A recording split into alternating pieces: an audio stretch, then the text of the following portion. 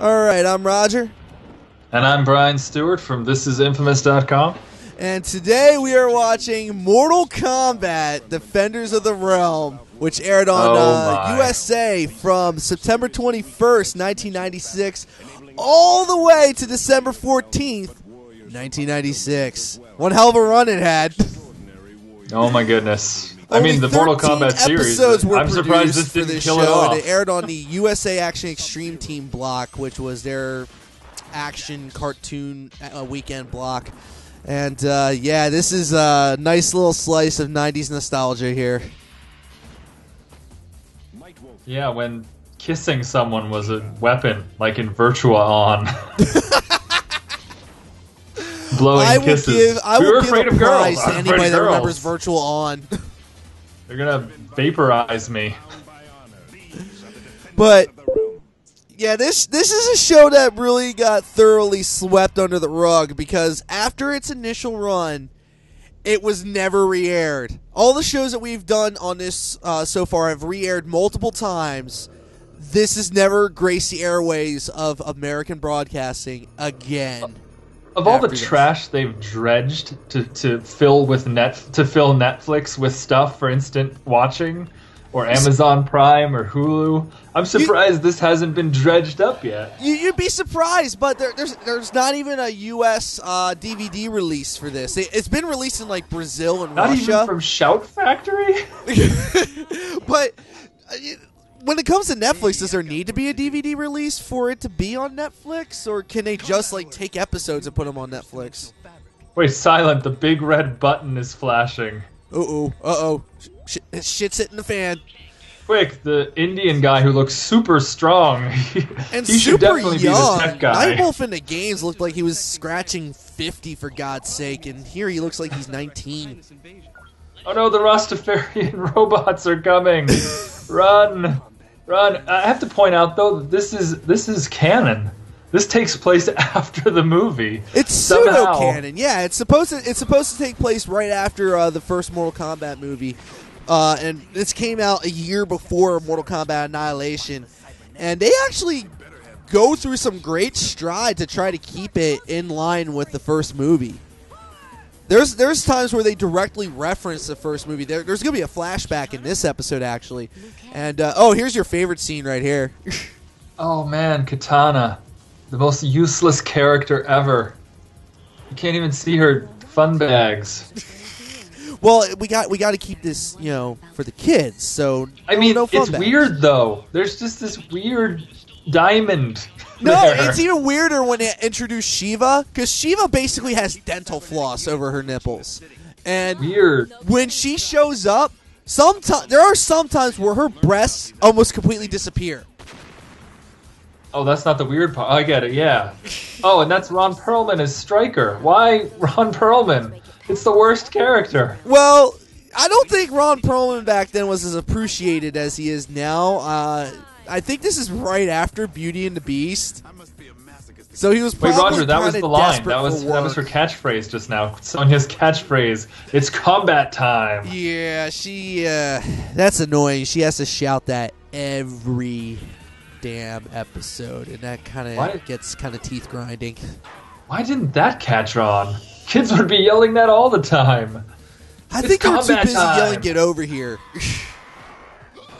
Oh, well, if you watch the second episode, you'll see the worst reading of that line ever. Yeah. Sounds like an accountant. In the second episode of this series, Scorpion is the main adversary, I should say. And yeah, they're using the boost from the game. The voice cast is really hit or miss, don't you think, with this? Because they have some great voice talent. They're fighting robots that have no internal organs or anything, so, Well, they got to keep it PG. But the voice cast, like I said, was really hit or miss. Mortal. Like, they have Ron Perlman, but I don't think he was as appreciated back then as he is now. But then they have Clancy Brown playing Lord Raiden. And I only realized this last year, but I still think that because of this show, I can say this, to me this is really cool, that both the Highlander and the Kurgan have played Lord Raiden. That's That's impressive. And honestly, in some respects, there are certain things that and this is where I hate to praise this show as easy as it is to make fun of, but Clancy Brown is a really good Raiden. Yeah. I mean, he's a sassy bitch. That's what Raiden's supposed to be, I guess. And, but then, I can praise this show for certain things, but then there's stuff like, you just saw a shot right there where there was a very awkward pause between Liu Kang and Katana, because I guess they have to establish that there's a romantic thing going on between them. And what better time to do that than in the heat of battle when you got androids shooting shit at you all over the place? I just love the character because she offers nothing but horrible, lame advice. And it's always in the form of like an analogy or a poem. You'll see her fight in a minute, but oh my gosh, there's Iceman. You mean Luke Perry? Sub-Zero escapades. Somehow they got Luke Perry to play Sub-Zero, and it's pretty bad. It's a pretty bad voiceover. Yeah, he doesn't fit. He doesn't fit Sub-Zero. Like, he tries to play him all ominous and mysterious, like, but it doesn't work. Honest, mysterious. He might as well just be saying, "I'm honest," or "I'm full of honor and mystery." Do you remember in the WCW they had a guy who played Sub-Zero, basically? I don't remember that. His name was Glacier. And he had the costume. And he had the like spin kick as his like finisher or whatever. He had the spin kick and the roundhouse kick. Like the low spin kick. The sweep. Ah. And that was his finisher? Oh my god, I hate so much that his nightstick is like this weird portal closer. Like, there's no sense in that design. It is, like, there's a lot of weird design decisions in this. Like, the nightstick that closes portals, and in a minute here, you're going to see the Dragon Jets. Which are just... Oh, this is exposition. Look at this exposition. It's the worst. This is a capital A offender when it comes to exposition. There's a lot of it. But here you go. Like, this is the series really trying to go out of its way to connect itself to the movie and recreates the Sub-Zero Liu Kang fight in a very not as good as it was in the movie format. Well, there you go. That's got to be one of your favorites right there. To defeat him, use the component that which brings life. Oh, my sperm? No, wait. Maybe this bucket of water. Oh, God. Thank you for the terrible mental image. Yes, well, she and Liu Kang have this weird, touchy-feely, I'm going to start darting through the mist relationship. The animation is horrible, by the way. Yeah, it's typical of American animation at this time, but it's horrible. There are some really awkward points with the animation, especially during the fighting and the lack of detail on certain shots. The animation is just absolutely horrific in this. But for as much as we could trash this show, it kind of does some things right. Like, for example, it does feel like Mortal Kombat. Granted, extremely neutered, but this is recognizable. Extremely Mortal neutered. Kombat. Mortal Kombat is called Mortal Kombat. People die. This is true. There should be decapitations. There should be head rips. Well, that's kind of redundant, but there should be a lot of violence happening in Mortal Kombat. But hey, years later they tried it again with Mortal Kombat versus DCU. Mortal Kombat did not become a serious contender for an actual fighting game until about Mortal Kombat 3, Mortal Kombat Ultimate, Mortal Kombat 3. When it first came out, it was very simplistic, man. I mean, but it was a hit. People loved it. It was way deeper. It was a hit. People loved it. I remember playing the first Mortal Kombat thinking, this is awesome. But I played the first Mortal Kombat before I played Street Fighter. And honestly, even back then, I didn't like Street Fighter as much as I liked Mortal Kombat. Mortal Kombat had a couple moves that were like they just felt really good. Like doing an uppercut always felt good. Yeah, that you felt that uppercut. That felt awesome. But I will have to agree with you. Most people will say Mortal Kombat 2 is their favorite. I very much loved Mortal Kombat 3. Mortal Kombat 3 was hands down my favorite. And I was really happy that this show took that as its kind of basis. You know, if they're going to do a sequel to the movie, let's base off of Mortal Kombat 3 instead of Mortal Kombat 2. I'm all about that. But I'll be honest, as much as like we could say bad things about this, one, like I said, it is very recognizably Mortal Kombat. Two, when I was a kid and this was on, I watched it every week, every weekend. No, you I was didn't. there for it. You didn't. I did. I loved it. Honestly, USA Action Extreme Team Block, I was kind of all on top of that in 95 and 96 too. I think they had a couple more years, but I was there mainly in 95 and 96, and they had the Wing Commander show. They had Sonic the Hedgehog reruns. They had the Street Fighter show, which honestly I kind of thought was cool, and I actually have the DVDs for that coming in, so I guess I know what we're doing next. Because they did make DVDs for that, unlike this. And what else? Savage Dragon was on there, of course. I think I mentioned the Wing Commander show. And I can't remember if I remember being okay with the Wing Commander show, but I'm kind of anxious to see that again. I got that coming in from Amazon as well, too. So we're probably going to have to do that at some point. But I was all about that block of cartoons around that time. And it was entertaining. I liked it. I recognized, when I was a kid, I did recognize the problems with this, though, but it was still something to watch, and I loved anything that was Mortal Kombat back then. But when I'm watching this, Roger, I'm like, were we ever so innocent that this could entertain us? I was. Because it's bad. It is bad. It's bad. It's almost embarrassing how it's like, it was this M-rated game with all this graphic violence, and now we're going to gear it towards kids. But it also honestly, just sort of like... I think they kind of hit the nail on the head, like, to be honest. Bad, because but it keeps going, so you're like, okay, it's not going to like stop. I might as well keep watching. But let's be honest. I was still in my single digits when I was playing Mortal Kombat. They knew who their target audience was, and they gave the kids' cartoon a shot, but it didn't work. It didn't work. I don't know, it's easy to understand. It's like, and people sum each other up in very quick like little one-liners. Yeah. But I hate to say it, but I still got some good things to say about this show. You know, I said, yeah, it's recognizably Mortal Kombat. I watched it all the time. I really like Clancy Brown as Raiden. I really, really do.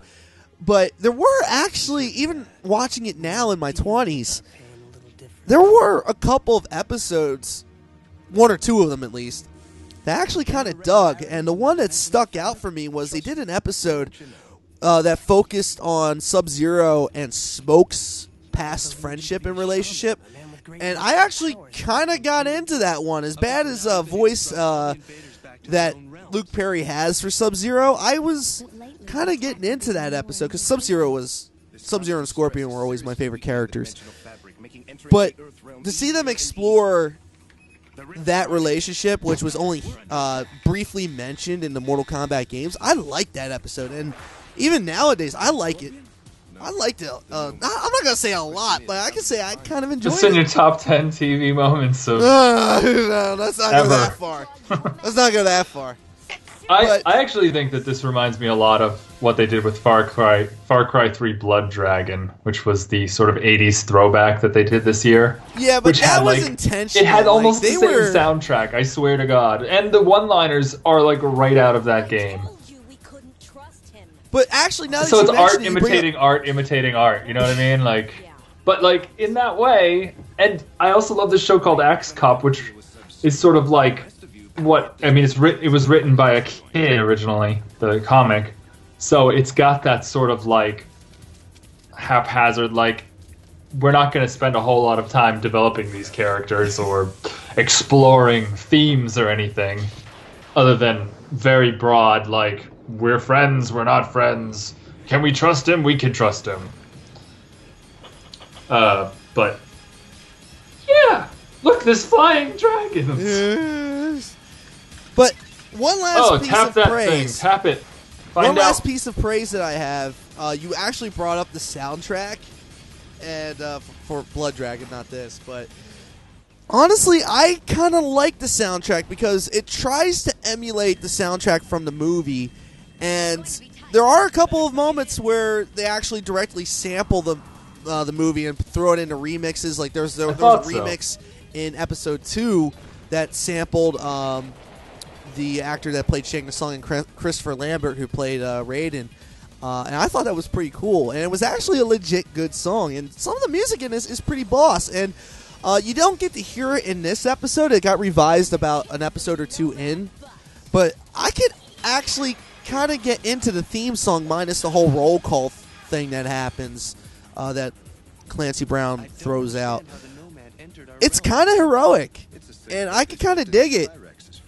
I hate to say it, but like maybe it's the inner child, but I could kind of get hyped, but with that theme song, at least the instrumentation, because like I said, hearing Clancy Brown list off everybody's name is kind of like, okay, dude, this ain't G.I. Joe. Listen, this is way better than G.I. Joe, because G.I. Joe's pretty freaking serious a lot of the time. This is just ridiculous. I don't think this show is self-aware, Brian. I really don't think this show is self-aware at all. If it is, it's because the performers and writers were like they knew what they were making, but they didn't let on that they knew. We can keep on going on about how terrible the animation the fact that is, this and show all these, like, they don't even mention Baraka. Or one of its most memorable characters.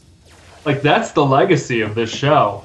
People can sweep it under the rug all they want, but there is a character that was introduced in this show, not this show that we're watching, but this in an series. episode down the line. Yeah, and I'm glad you reminded me. But yeah, this was the introduction of Quan Chi.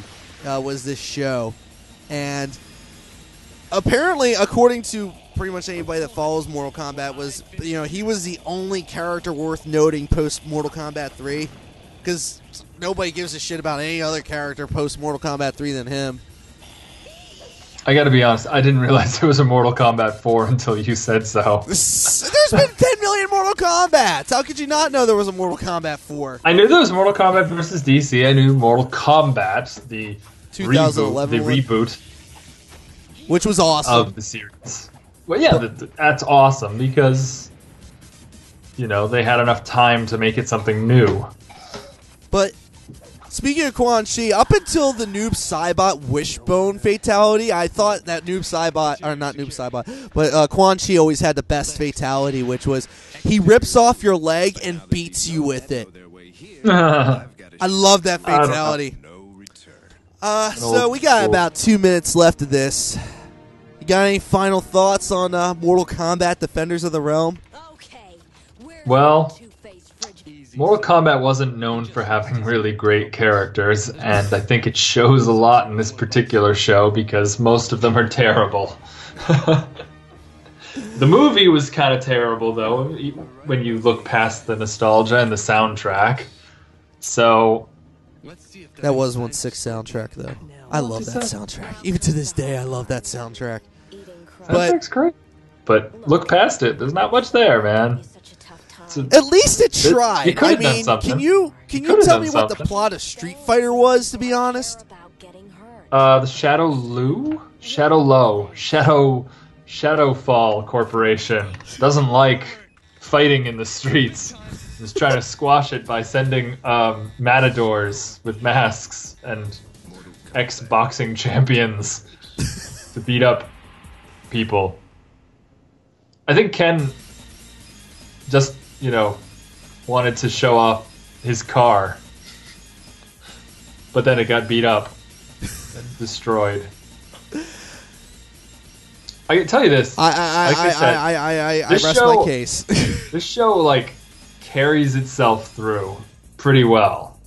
It does, but I think it's best left as a piece of 90s nostalgia. I really think it's just best left there. But that was Mortal Kombat, Defenders of the Realm. Thank you, Brian. And we'll see you next time. It's great.